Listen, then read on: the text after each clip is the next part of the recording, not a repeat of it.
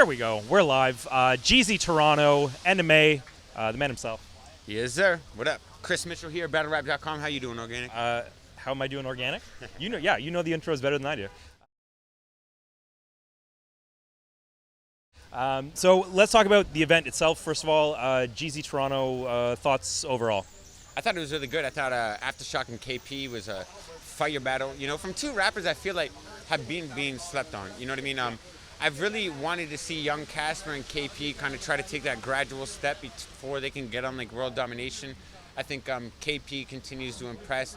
And Aftershock, like I've said it from the day Aftershock battled, when he battled Perspectives and the whole, like, you know, Aftershock, someone like, if he's on his A game, you're fucked, you know? And it's just really up to him what he's going to bring. I think for this Ground Zero Grand Prix, Aftershock's really motivated and will almost feel offended if he loses. You know what I mean? And it's brought out like that extra little bit, like, nah. He's the clear vet. I guess now that Paul Rich is gone, you know, Aftershock's an OG in the king of that battle scene, man. And like that's what I like about the Ground Zero events is like we bring out a lot of the old Toronto cats and it brings like a nostalgic vibe to it, you know, and it's almost fun. Like HFK and Zilla is a battle people really won't understand unless you were at the events in Toronto and seen HFK mentioning Zilla in every one of his battles for the last 3 months. You've seen me kicking Zilla at every event for the last 3 years. You know, like, sorry, I said 3 months, but HFK I meant 3 years. Even longer than that, I'd say. Probably, you know, but like Zilla's just like that character. So Zilla is one of these guys who's, you know, he has battled years ago and has always been behind the scenes over the years that he hasn't battled. Explain like who this guy is exactly to anyone who doesn't know him. 6 words. Do you know what Brigante means? I mean, who the fuck else been on Tosh.0? You know what I mean? Like, Zilla the motherfucking killer. No, you know what though?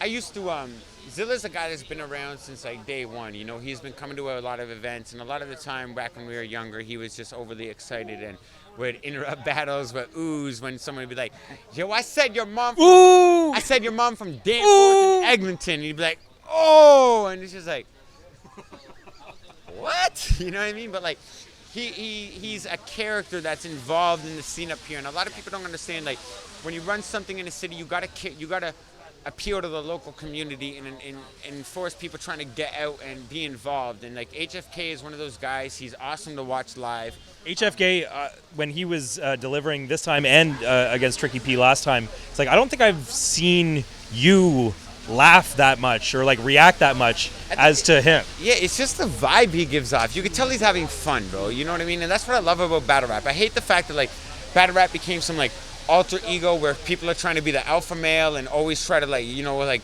dominate other figures in battle rap and try to downplay other people. Like I think HFK is like that dude that's always kind of like, you know, brought a positive element and make sure that even people that walk by on the street and like, yo, what's going on in there? Battle rap, come inside. HFK appeals to them.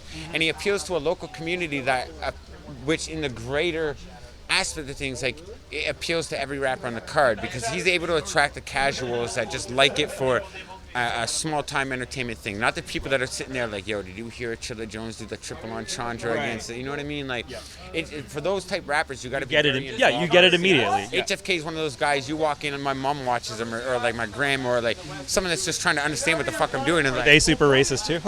No, you know, my family's not like that. But it's just one of those things that the average person can watch and be like, I enjoy this. And even though he touches boundaries, he gives off the vibe where it's like, you know, it's like Russell Peters, you know?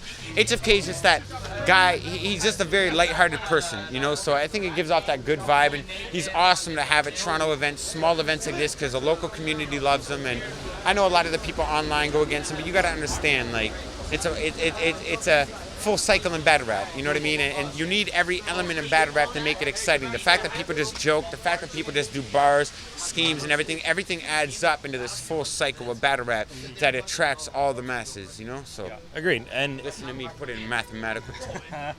But I think that touches on something I wanted to ask you about, because like you've been doing King of the Dot for 7 years, been doing battle rap for what, a decade and more? I've been battling since I was 15. So how old are you now? 28. Fucking old. Yeah, thanks, man. Thanks, bro. I'm 30, almost 34. Yeah, thanks, man. We gotta make something of our lives one of these days. So I tell myself, I quit a fucking steel mill job to run King of the Dot. To get a been bunch of foreman kids by on now. YouTube be like, what the fuck is he wearing? A bunch of kids on rmbva.com, not rap music, shout out to Eric Foreman. A bunch of kids be like, fuck Organik. Not because I don't like him, just fuck him. You know? But it's all good. You know? Like, I know he'll read it. Fuck him. I quit a real job for y'all, man. Man, I worked at Crayon Microsoft Flux 6 can months. make jokes about me, man. You know what I mean? You know what I'm saying? But my point being, so you've been in this game for so long, you've seen so many people come and go, so many rappers come and go, and like, but how do you stay inspired to still, come to these events, still put on this kind of stuff? It's one of those things, bro. Like, I just grew a passion for it when I was a young kid. It was something that I was just attracted to, Back in the days of Scribble Jam battles, watching Swine and like battles like Immaculate vs. Swine, it was just like, it like grabbed a part of me and was like, this is what I'm attracted to. You know what I mean? I love this. I love the fact that, like, alpha males can go up and we could say to each other, and the people that are watching this, a lot of people are like, yeah, but your guys use derogatory terms and everything, but it's like, we do. But as men, we're able to understand what we're doing to each other, and that words only hold as much weight as we allow them to. HFK and Zilla just put as much offensive shit as they could. A lot of people in the crowd are offended by it. With Zilla? Nah. And that's our job. It's like one of those things, man. It's like freedom of expression. It continues to motivate me in the sense that, like, it's giving people something to look forward to at the end of their week. It's giving some people to look forward to at the end of their job. Like, battle rap is just one of those things, man. Without someone pushing it, like, what is there? If I were to quit doing what I'm doing, it would affect so many people. Everyone that's stood behind me for so long and held my back. Like, what am I gonna give up on you? Giving it on you holding me down? You know what I mean? Like, that's not me, man. And one day it will come to an end. But any day soon? I don't think so. I like it too much, bro. Like, 30 is the new 20.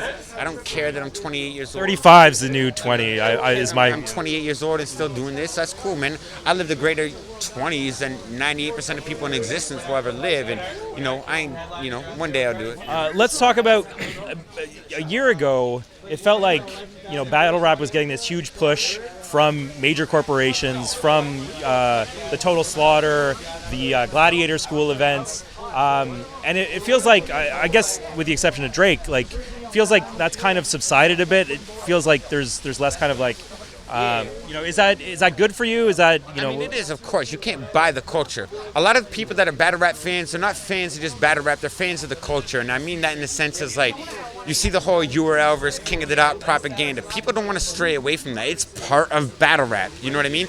So when you throw someone in like Total Slaughter and it's like, yo, you're fucking with the agenda that's already set in place in fans' minds.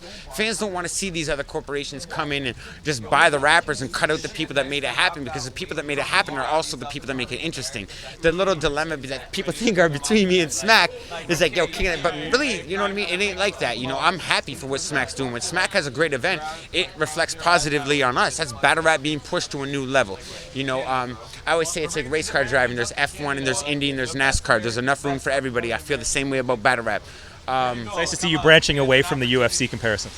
Yeah, I mean, just like everything. You can put it in all competitive aspects, but like, I don't know, battle rap is just, it's a fucking wonderful thing, man. The fact that, like, we're able to come here, and I look at it like, when I used to go to high school and you'd go out to the corner to smoke a cigarette, you'd have your little select group of the people in the school I went to, and that's how I look at battle rap. It's like, all these people were interested in the same things. We all have a common, interest and everything, and it's just a great community to be involved with. As much as I think about, like, trying to, like, give it up and going and pursuing a real career, because, I want to become an engineer, I want to become even possibly a lawyer and do all this stuff and go through the schooling and everything. It's just finding that point in my life where it's like, battle rap doesn't need me anymore. You know what I mean? And until that day, I don't see myself walking away from it, man. And I'm not saying, like, hey, I'm a life-supporting battle rap or anything like that, but I feel like my overall direction and my, my intentions for the battle scene have always been pure, and I just want to see the best for it. And if I can continue to help make the best happen, then I'm going to continue to do that. Until the day where I can't continue to do that, then, you know what I mean? That's the day I'll stop. But yeah. That's a clean out if I've ever heard one. BattleRap.com. We out.